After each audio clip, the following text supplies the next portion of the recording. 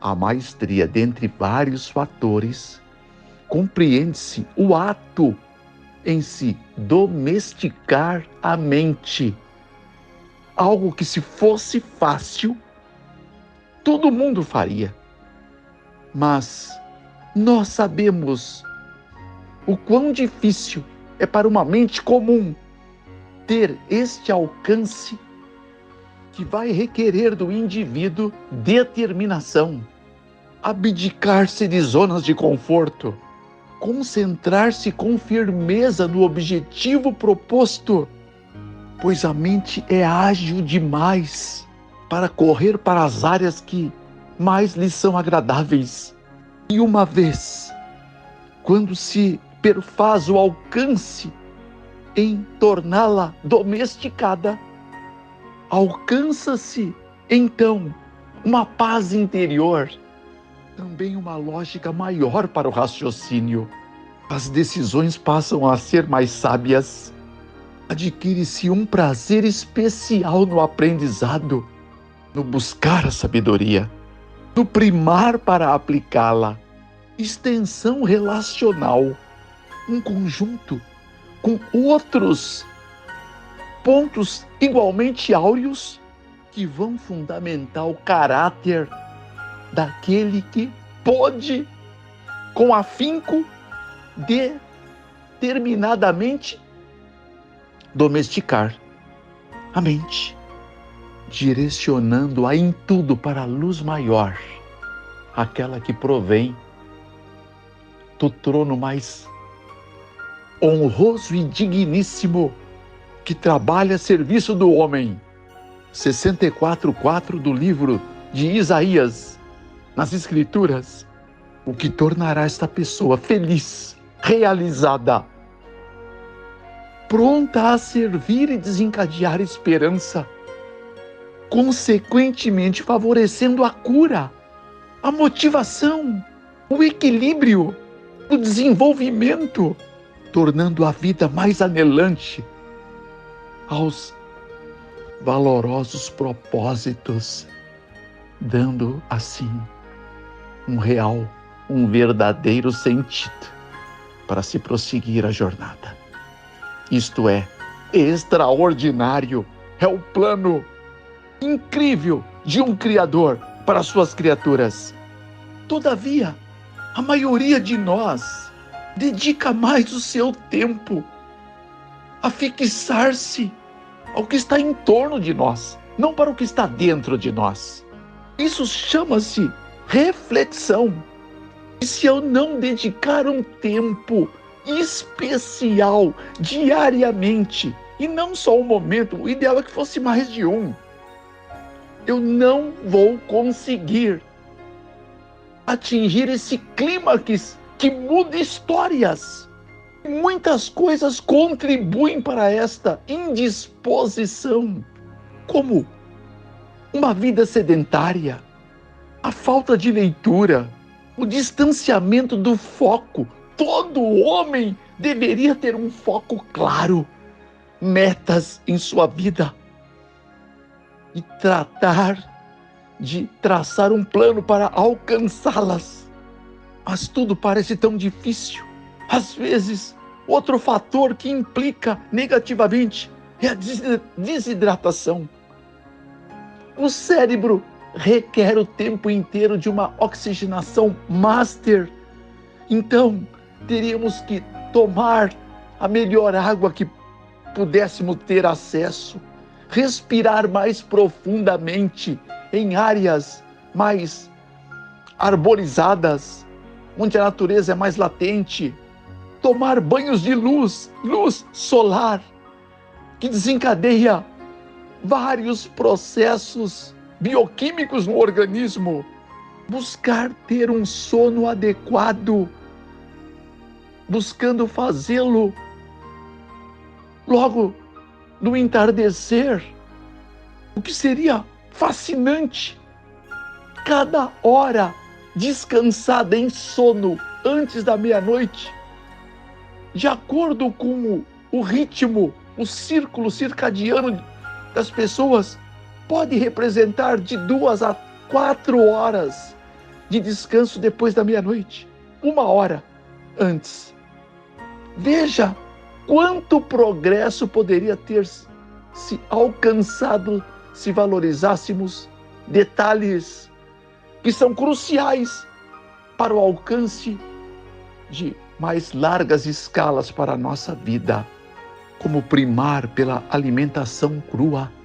Nada é tão superior. Enzimas vivas, alimento vivo, oxigenação, nutrientes reais, capacitação da mente, porque o teu sangue alcalinizado, oxigenado, desoxidado, vai ser capaz de tornar teus neurônios ultra capazes de alcances anormais para o mundo comum.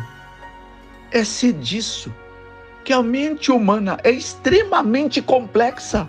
Muito há que a ciência está descobrindo dia após dia.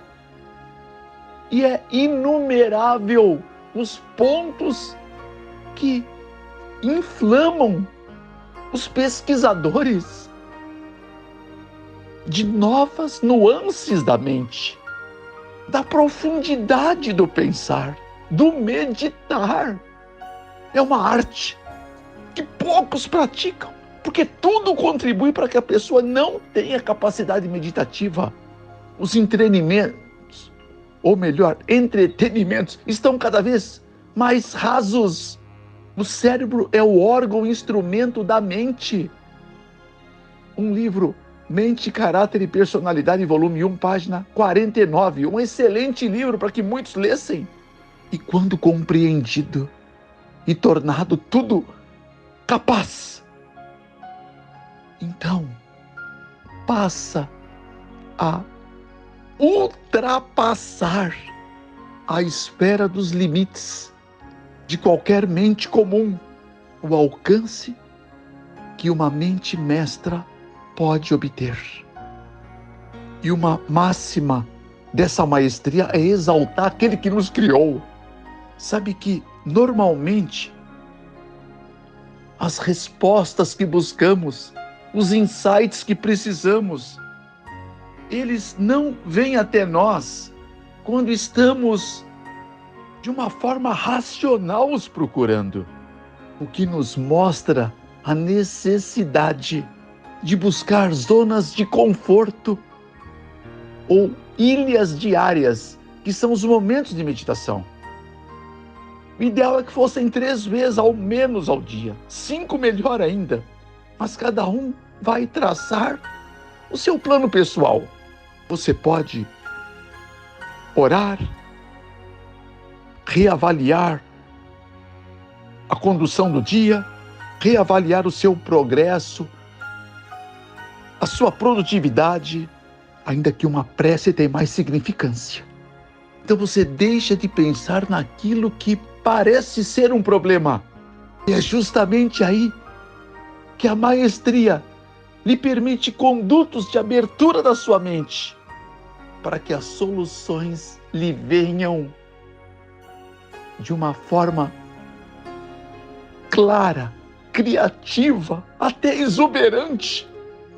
E muitos pronunciam eureka, os céus favorecendo aquele que se liga naquilo que é do alto, priorizando o idealizador de todas as coisas que convergem à luz, a um universo de paz, porque breve isto vai ser uma real, mas que seja desde já no coração daqueles que entenderam esse princípio, estão abertos à morada daquele que nos criou no mais íntimo do seu ser, na sua mente. E não há dúvida alguma, a forma mais eficiente e simples de se fazer qualquer coisa é começando a fazer. Ontem nós falamos, por isso que a série deve ser vista de uma forma gradual, na sua ordem, para ter encaixes de luz que está sendo proposta pelo alto, os chamados insights, que inspiram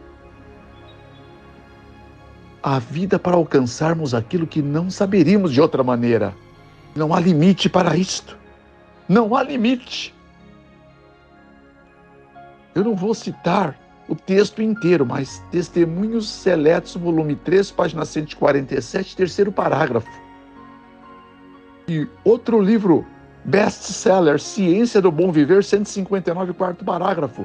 Você tem que provar a arte de praticar a imaginação.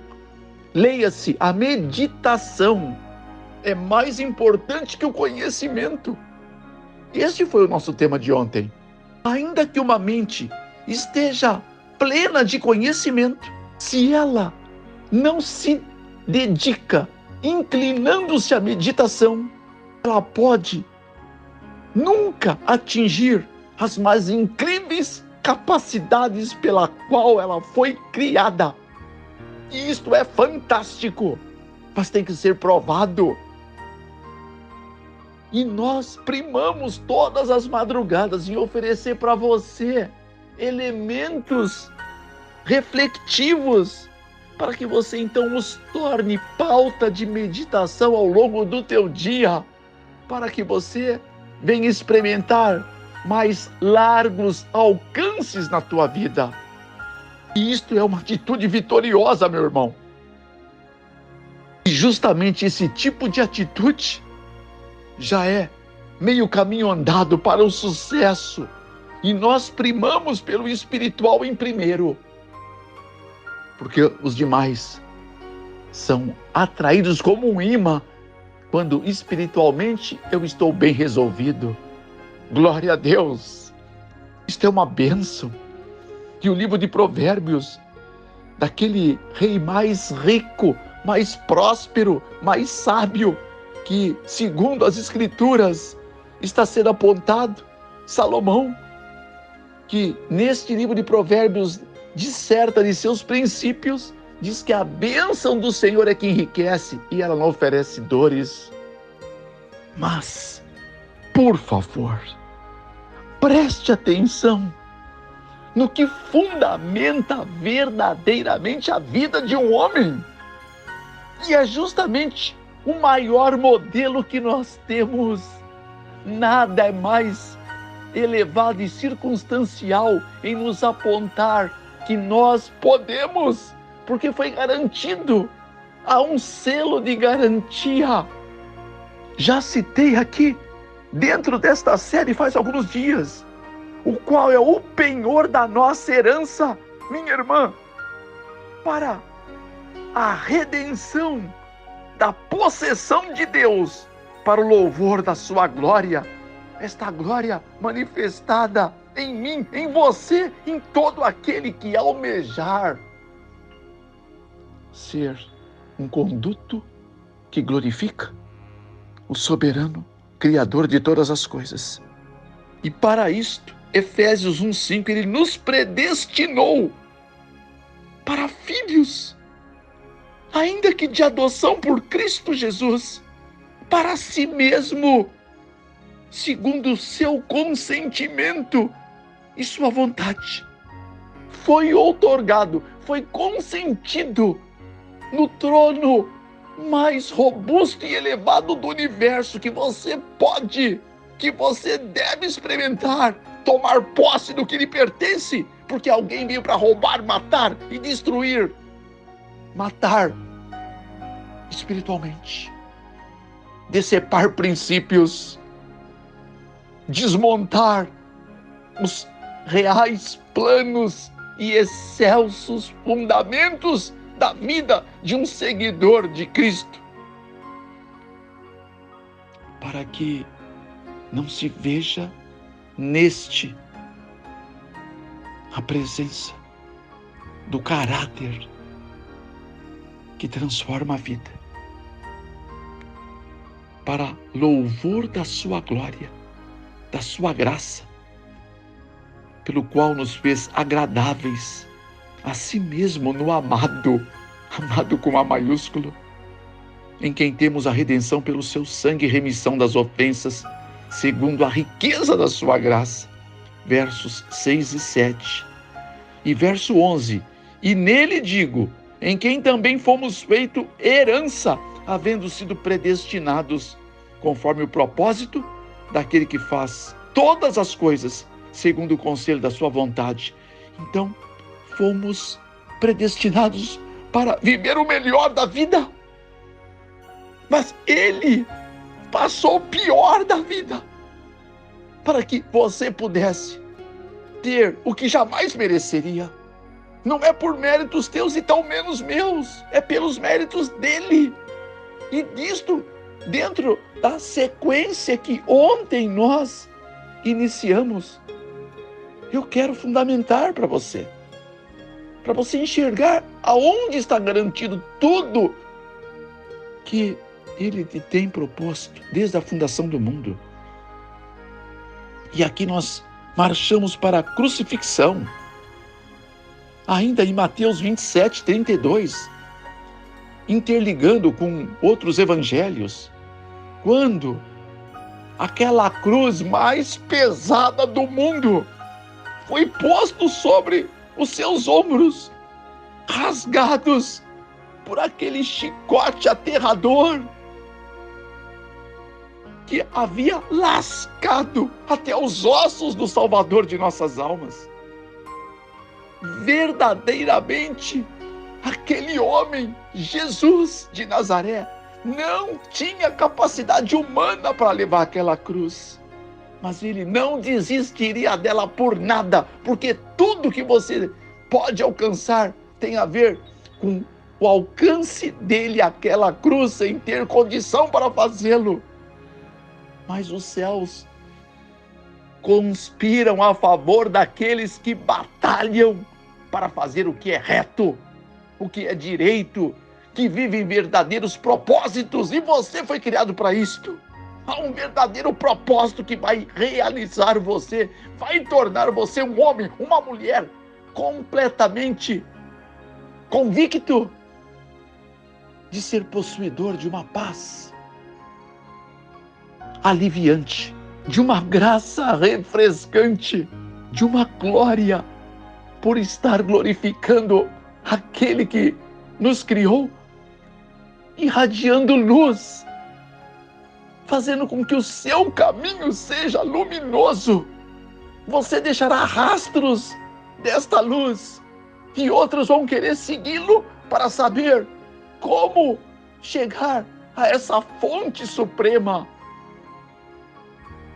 E o sucesso espiritual então alcançado estará levando após si uma cadeia de sucessos em todas as áreas da vida daquele que crê, daquele que põe em prática esses excelsos ensinos, como sucesso familiar, como sucesso também empresarial, profissional, estudantil, relacional, financial e espiritual, que é sempre a tônica. A cruz, tudo começa na cruz. É o centro do universo que ela se tornou. Antes de um trono, passa-se pela cruz. Só que ela lembra sacrifício, não é mesmo? Mas ele já se sacrificou ali. Agora, o que eu preciso é sacrificar em mim tudo que está atrapalhando. Eu tenho que pregar na cruz, não a minha pessoa, mas eu tenho que pregar aquilo que está impedindo eu de ser aquilo que Deus idealizou para que eu fosse. Pregar o que você pode estar me dizendo? Pregar o orgulho, o egoísmo, a jactância, a inveja, a cobiça, o desprazer, a incredulidade, o egoísmo, a brutalidade, a indelicadeza, a presunção, o desejo de supremacia, e etc. Você está entendendo? Sacrifica essas coisas e você vai ser um homem, uma mulher de extenso valor. A cruz é para nos mostrar o que significou o que o Filho de Deus que nunca pecou. 1 Pedro 2,22. Primeira Epístola de João 3, verso 5. 2 Coríntios 5, 21. E o livro de Hebreus 4, verso 15. Tornou-se pecado por nós. Todas essas coisas horríveis que Deus, que é tão puro de olhos que o mal não pode ver, nem o pecado contemplar, tornou-se no que ele mais odeia, para poder libertar você. Abacuque 1,13 e de novo, 2 Coríntios 5, 21. Será que você poderia fazer um esforço para entender isto melhor? Eu estou fazendo, eu te garanto. E em nada há diferenças entre nós. Não há um melhor, podemos ser diferentes. Mas o único que é melhor é Cristo, ninguém mais. Ele efetivamente não podia levar aquela cruz, não tinha estrutura física mais, estava já dilacerado. Então os céus promoveu que fosse outorgado uma ajuda, Simão o Cirineu, a quem foi constrangido a levar a cruz até o Gólgota, que significa um lugar chamado caveira, 27, 32 e 33. E deram ali beber vinho misturado com fel. Aqui se cumpria mais uma profecia. Salmo 69, 21. Marcos 15, 23. João 19, 28 e 29. Ali foi proposto vinagre. Em Marcos, mirra. Mas ele tomou uma bebida que era anestesiante. Há um livro fantástico de Jim Bishop que narra o dia da morte de Cristo. Esse escrito está em inglês. Uma apresentação fabulosa. Essa bebida, ela era simplesmente narcotizante, para que o condenado pudesse suportar mais os requintes de crueldade que ele iria ter que sofrer naquela cruz, para que o povo pudesse se deleitar em ver o sofrimento. Por que será que os homens amam assistir guerras, acidentes, brigas, promover lutas, enquanto a paz deveria ser a bandeira de um homem de bem? Eu posso defender minha família com uma bandeira branca, não com os meus músculos acirrados para competir. Eu posso ganhar uma guerra com uma palavra, não com um torpedo. A palavra paz ainda, ela tem poder quando praticada com sabedoria e um equilíbrio celestial. Porque ele veio e nos deixou a sua paz. 14, 27 do Evangelho de João. Mas agora ele não quis beber esse vinho. Ele o recusou, balançando a sua cabeça, como que dizendo que não iria beber aquilo, que tinha que sentir a plenitude da dor que eu e você merecíamos sentir. Aí, meu irmão, o carrasco chegou de lado e colocou a trave mestra por trás de Jesus. E sabe o que eles faziam com os condenados? Empurravam aquele homem que já estava tombando sozinho. Ele era posto em pé e jogado de costas sobre aquele rude madeiro cheio de farpas. Ele já estava todo rasgado. Ele já havia sido linchado vivo. Não havia parte sã nenhum, beleza nenhuma para que alguém o pudesse desejar. 53:2 do livro de Isaías, 52:14. E desta forma, tômegos paradas, e as pessoas chutavam como um cachorro morto. Eram demônios encarnados. E desta forma ele foi derrubado sobre a cruz. E aquele brutal carrasco apalpou o pulso de Cristo para poder encontrar um pequeno espaço entre os ossos. E quando o achou, ele tomou um dos seus pregos e de ferro quadrado, o segurando sobre o lugar. Então ergueu o martelo sobre a cabeça do prego e o desceu com força, espirrando sangue por tudo quanto é lado. Amigo, tenta captar o que aconteceu. Ali está o metacarpo, nas mãos, e já no punho o osso rádio e o carpo.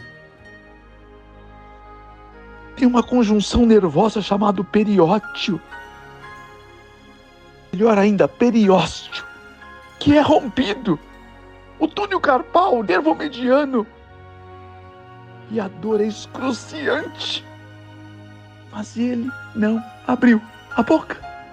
Como ovelha muda foi levado aos seus tosquiadores, 53:7 de Isaías, cumprindo cada passo da profecia, traído por um amigo, Salmo 55:12 e 14, Mateus 26:47 e 50, vendido por 30 moedas de prata, Zacarias 11:12 e 13, Mateus 27:3 a 9, levado como um cordeiro para o matadouro, Isaías 53:4 a 7, João 29, Atos 8:32 a 35, as mãos e os pés de Jesus transpassados. Ele não foi apedrejado. Salmo 22:16, Lucas 24:39 e 40. Vestes ainda haveriam de ser repartidas, mas isso é para daqui a pouco.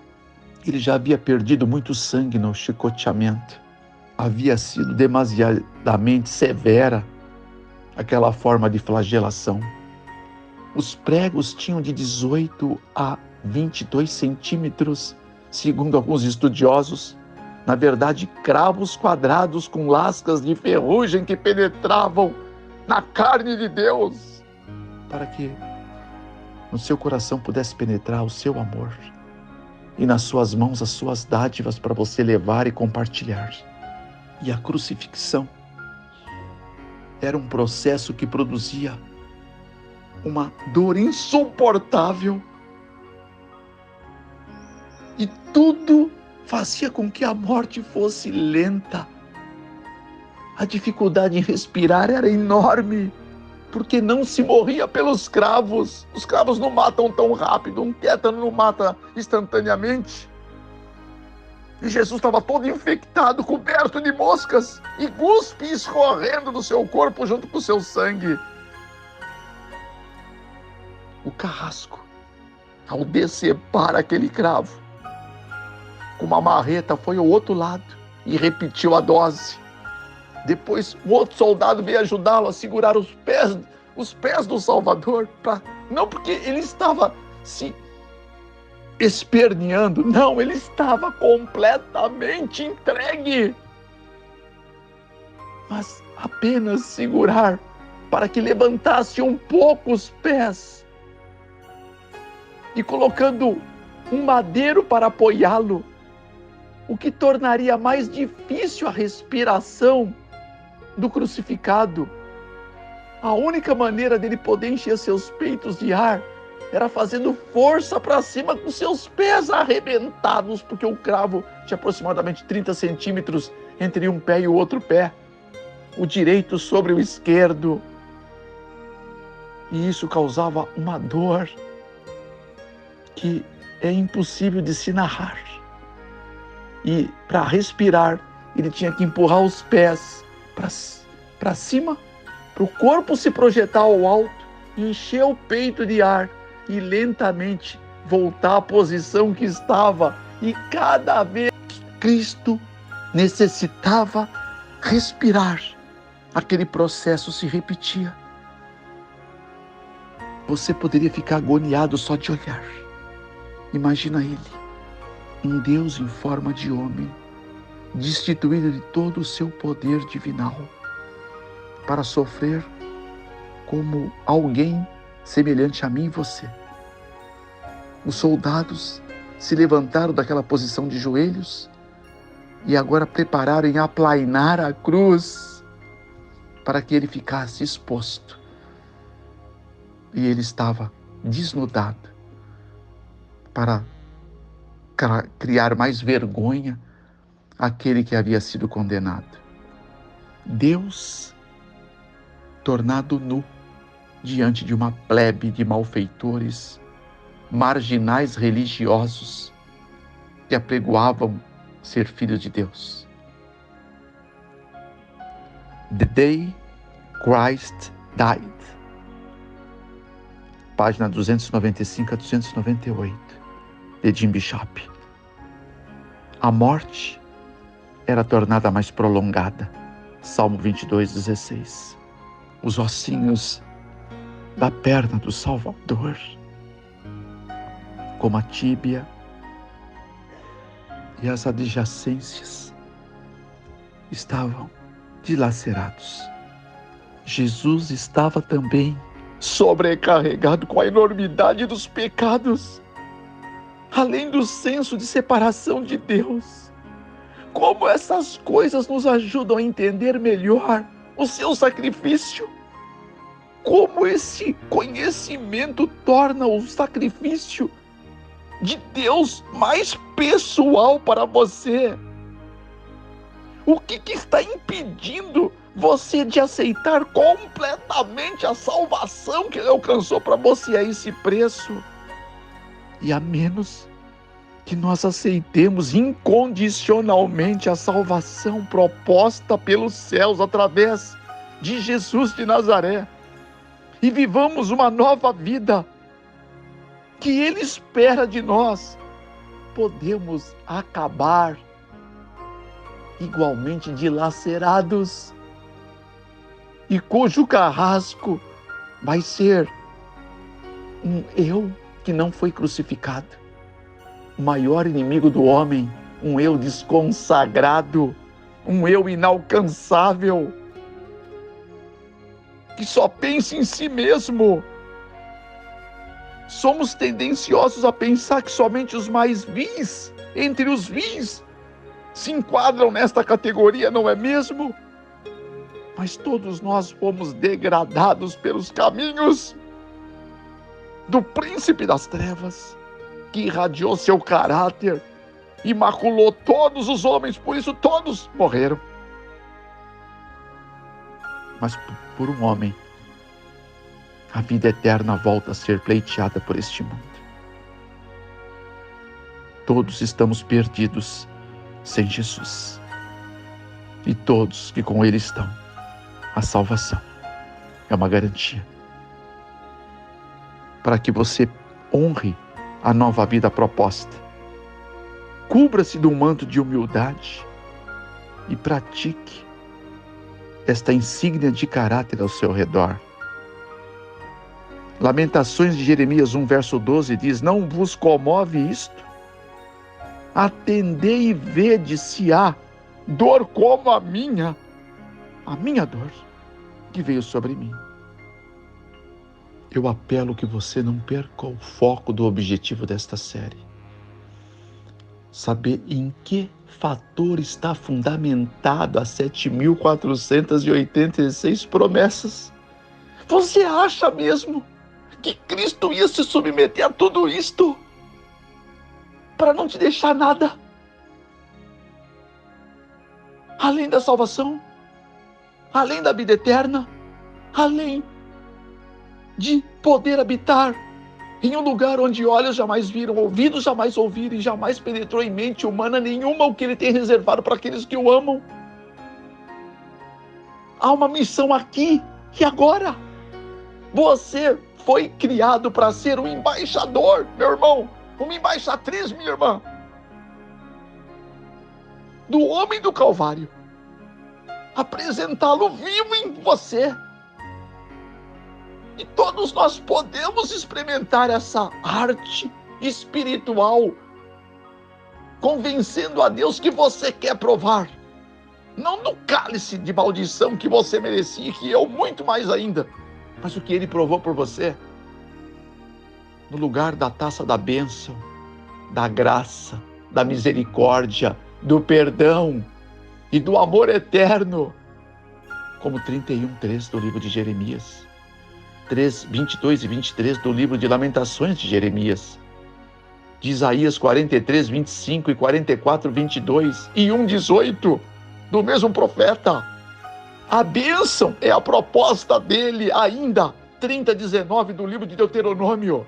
A maldição seja lançada nos quintos dos infernos ao você aceitar Ele como seu Senhor e Salvador e fundamentar as suas promessas em cima daquele que foi capaz, teve coragem, atrevimento, ousadia para suportar o que nenhum de nós seria capaz. Ser uma vítima de todos os demônios e o mais nefasto de todos os seres caídos. O líder das trevas, a antiga serpente, o dragão do Apocalipse, está pronto e preparado para devorar você quando você deixa o caminho, a verdade e a vida, porque há caminhos para o homem que parece direito, mas o fim deles são os caminhos da morte. 16:25 de Provérbios e 14:12. E Ele hoje está chamando para que você entre no novo caminho, o caminho que vai realizar você, o caminho que vai fazer você enxergar cada uma dessas promessas que nós enumeramos. É pouco? Vim para servir e não ser servido. 20:28 de Mateus. Quando você acreditar nisto, que há um Deus pronto para trabalhar para você, quando você passar a esperar nele, somente nele, 64:4 de Isaías, a tua vida nunca mais será a mesma. A tua família não será mais a mesma. Teu casamento não será mais o mesmo. Teu trabalho, teus negócios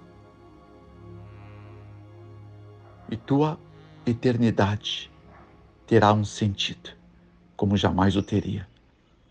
Pai de amor, quantas coisas haveria a se dizer, mas em nome de Jesus, fale o teu Espírito ao nosso coração, ainda que como gemidos inexprimíveis, como cita Paulo aos Romanos, para que venha ter sentido o que aconteceu naquele dia, naquela sexta-feira em Jerusalém, fora dos muros, bem por trás daquele portão chamado Oriental, ou Porta da Misericórdia, onde estava o monturo da cidade. No meio do monturo, do depósito de lixo, a cruz foi hasteada, Cristo levantado. Mas ele disse que quando fosse levantado da terra, todos atrairia por si mesmo. Que importava que o Filho do Homem fosse levantado no madeiro, assim como Moisés levantou a serpente no deserto. E agora se cumpria, mais uma vez, a profecia. Pai de amor, deixar de crer seria um suicídio espiritual. Pelo amor de Deus, pelo teu amor, remova a incredulidade do nosso coração. Comece pelo meu. E coloque um senso de esperança, de fé, de confiança e de um amor que nós ainda não aprendemos a ter pelos atos da cruz. Pai, tome este amiga de oração que está orando conosco e nos ajude a compreender que se nós permitirmos e quisermos e convencermos o Senhor que essa é a nossa vontade, os melhores dias, estamos prestes a vivê-lo. As maiores realizações, estamos prestes a experimentá-las. E uma paz que excede o entendimento e uma alegria completa, prometida pelo Salvador, viveremos ainda aqui para mostrar ao mundo que Ele vive dentro de nós. E assim seja glorificado o Teu nome, Pai, em nome de Jesus. Amém. Amados, precisamos da Tua ajuda. Inscreva-se no canal se você ainda não é. Compartilhe, ajudando que mais pessoas conheçam particularidades do Calvário e consigam ascender uma melhor condição de se examinar. Por que Cristo não é o primeiro em suas vidas? Acione o sininho, coloque um like ou dislike segundo o seu coração e, por favor, coloque um comentário. Tudo isso vai nos ajudar a poder continuar levando a mensagem da cruz a outros corações. Em nome de Jesus, obrigado pelo seu apoio e consideração.